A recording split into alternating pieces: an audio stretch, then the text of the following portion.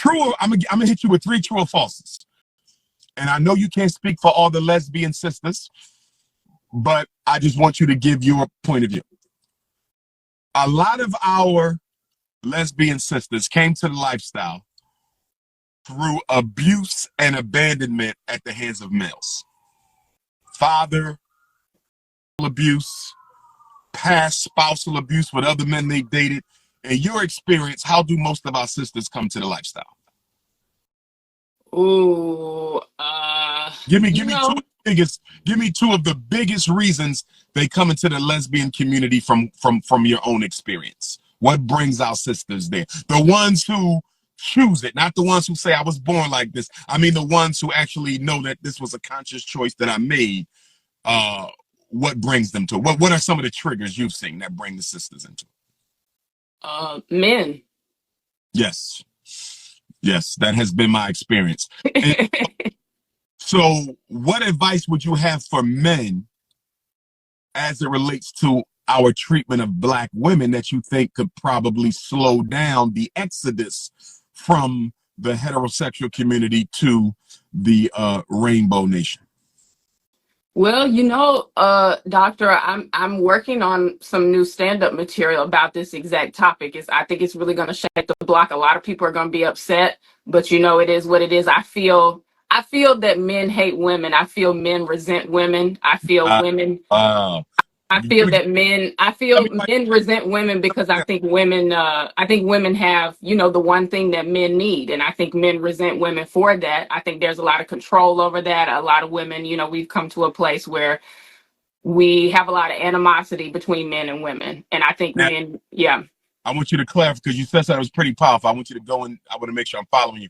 You said there's men who hate women, which I agree. But what was your reason, though? You said because it's something women have. What did you say? You said it's something women have that men need? I think men resent women globally, not even just Black men, men in general. You got Arab men throwing acid on Arab women for not wearing their hijabs properly. I personally feel men hate women. I think men hate women. I think men resent women because we have the one thing that men need. If you think about a woman, and this is kind of getting into queerness, lesbianism, masculine women, butch presenting women, masculine presenting women, right? And you spoke on this on a recent live about why women are doing this, because they have to step up and be the man in the household. My mother had to be the father and the mother. So it's like, it's been a slippery slope. This is where we were leading this whole time, having fatherless homes and things like that. But I do think it's rooted in hate. I think that men hate women. I think men resent us for having the one thing that they need. Because if you think about a woman doesn't necessarily need a man. A woman can sort of function, unless you need to have children or something like that. But we're in all these pandemic conversations about population control and that sort of thing. So that's a whole other cup of tea. But I just think that there is a lot of animosity from men towards women. There's a lot of rape. There's a lot of sexual assault from men to younger women. We talk about R. Kelly and these sorts of industry conversations that are going on. And I think women just live in complete fear for our lives every single day. I have a pocket knife. I'm always talking to other women about how we can just protect our vaginas in any capacity. So Wanda Sykes has a really funny bit about how dangerous it is to just have a vagina.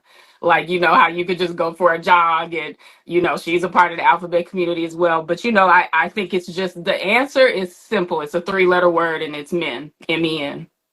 Okay. Now, when you say that,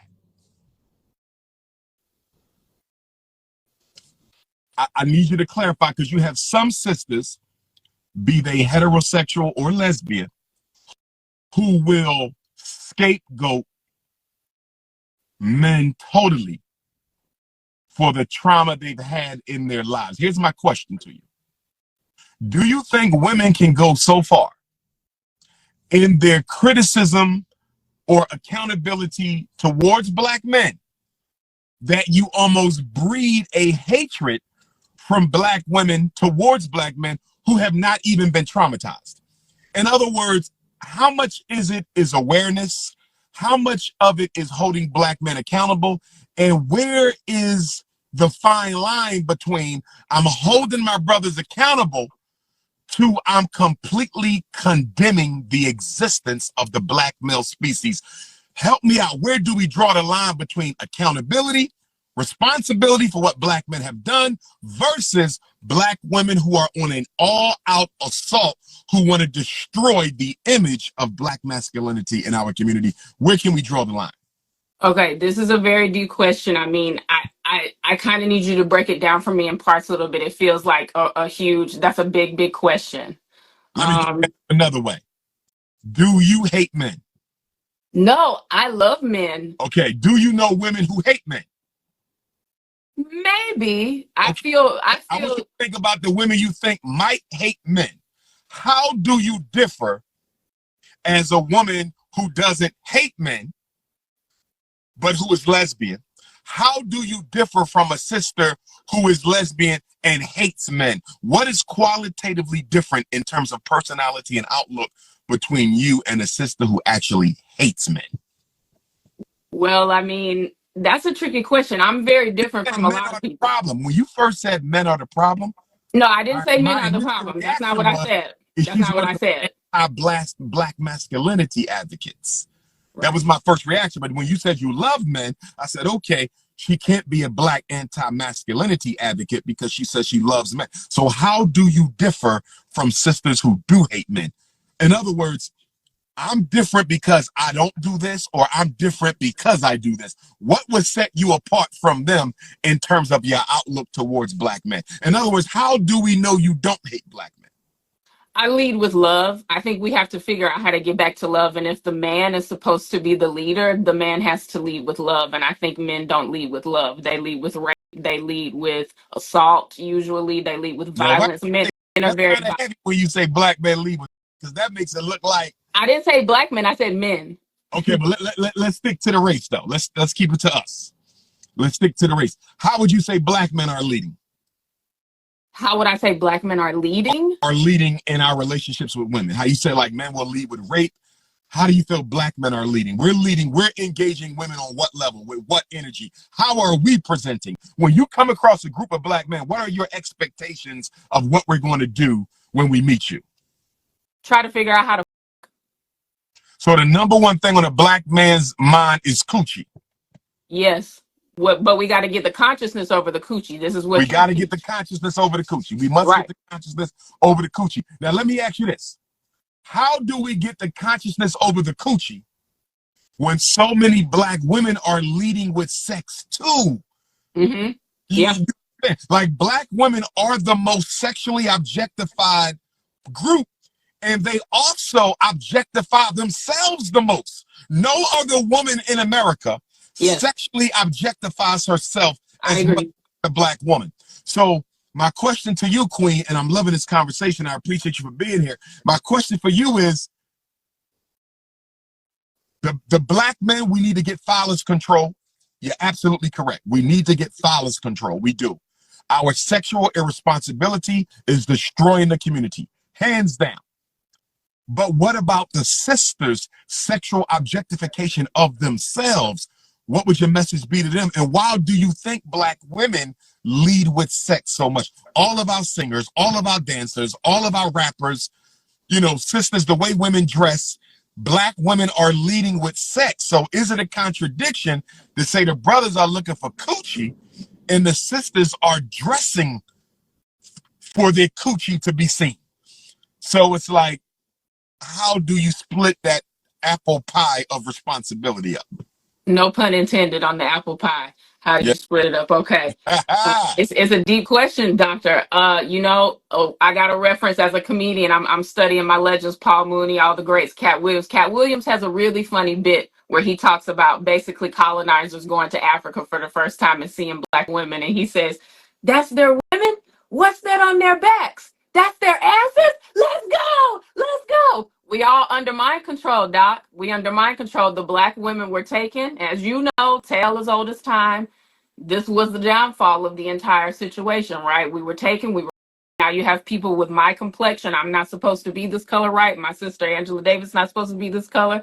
This is why we look this way from all the slavery that was going on the plantations, because the black women just simply from existing, apparently tipped the colonizer so much, and it led to the downfall and the spell and mind control that we're now under. So the men have to lead with love and the women will follow. But we are under so much mind control and we are under so much like evil propaganda.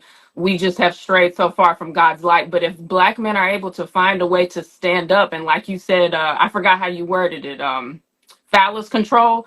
Yes. If we are able to get to a truth, and I wanted to talk to you about Kanye, and some of the other people too, because I feel you have a lot of animosity in that direction, and I understand what he's trying to do. He's also trying to lead with love and get us to truth. He gets lost along the way. He's a He Gemini. does. I'm Gemini rising. And he We fall. no bunnies alone. But go ahead.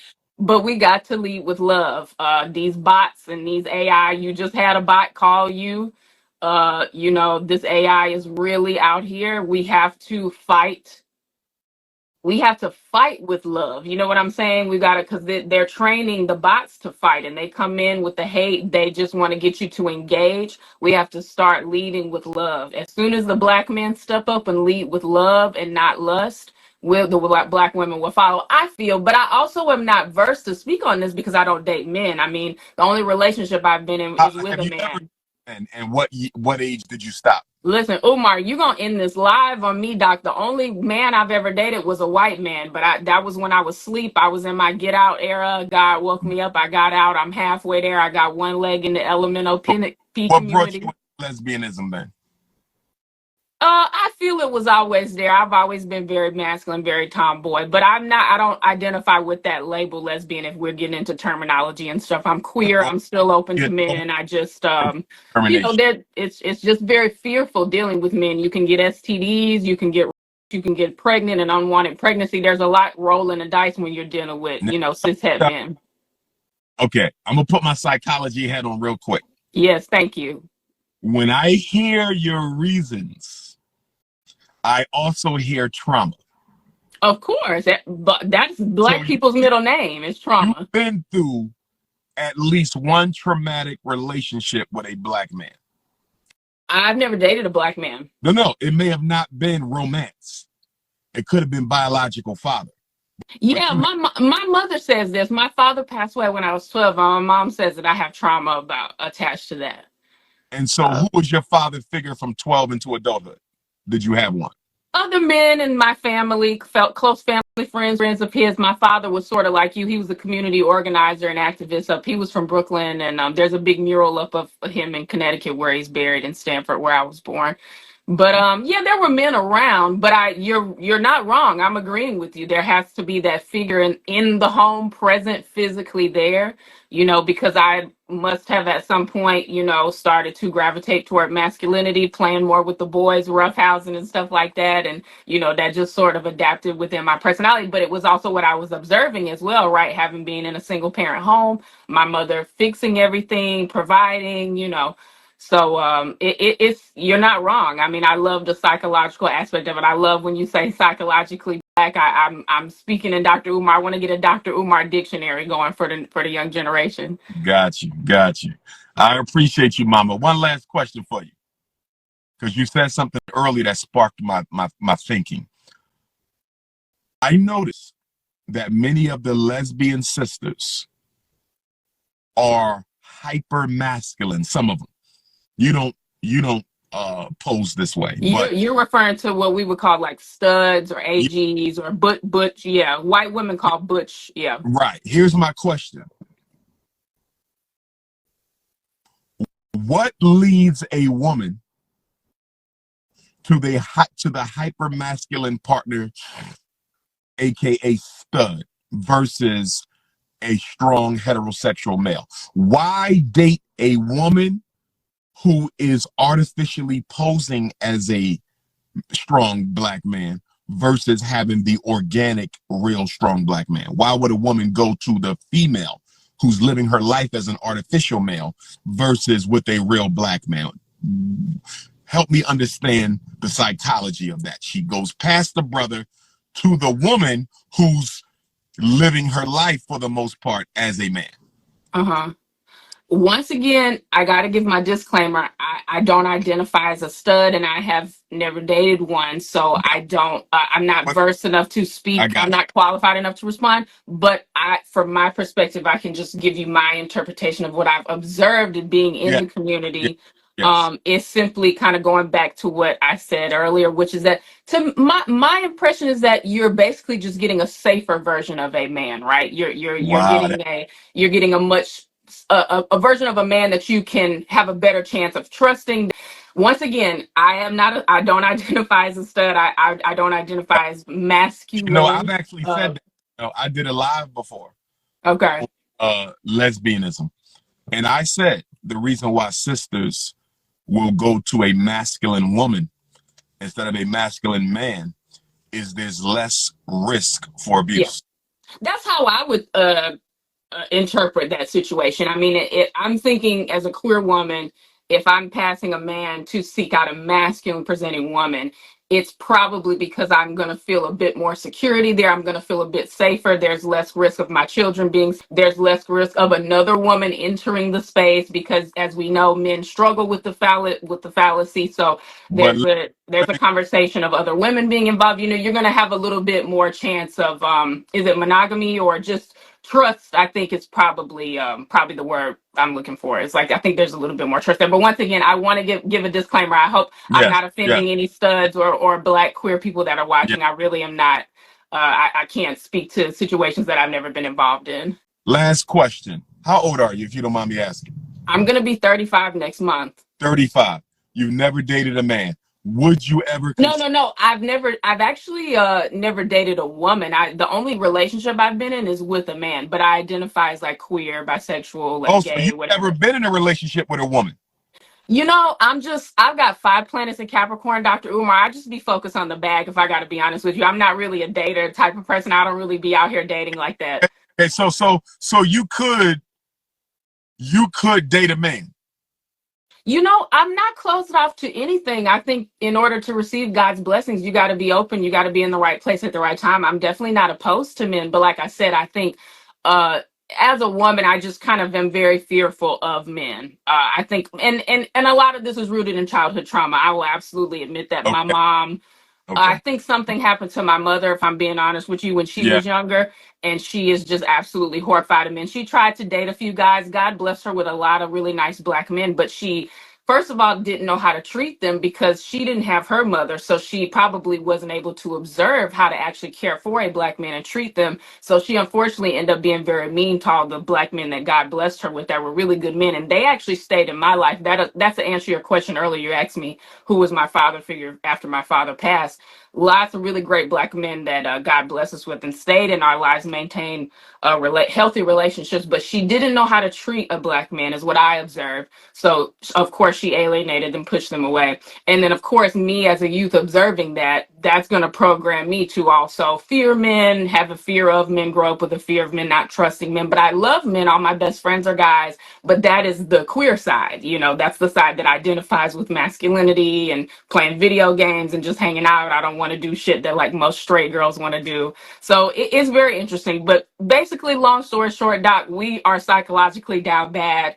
We got to get psychologically black like you speak about. So I'm just so grateful for you, and I just want to thank you for everything. I'm looking forward to making my Frederick Douglass Marcus Darby Academy donation. I want to teach at the school. I want to teach drama to the students. I think you should have a black queer person in the spaces teaching because the black community. I think we overlook a lot of the queer um, things that black queers have done.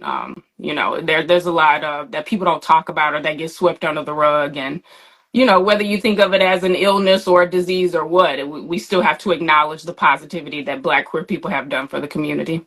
Do you think it is in the best interest of our community to promote queer life as healthy for our children? Do you think that is in the best interest of the future of African people? Well, I don't want to answer your question with a question, but I do kind of want to ask you, like, do you think it would be better for a child, let's say how I grew up in a single parent home, or do you think it would be better for a child to grow up in a queer home with two parents? What do you think is best? Well, remember, if the child is growing up in a queer home with two parents, that means that the original family that gave birth to that child somehow was disadvantaged. In other words, if you and I make a child and that child ends up in a queer family, that means there was a breakdown in our family. Because why would a child end up with anyone other than its own biological parents?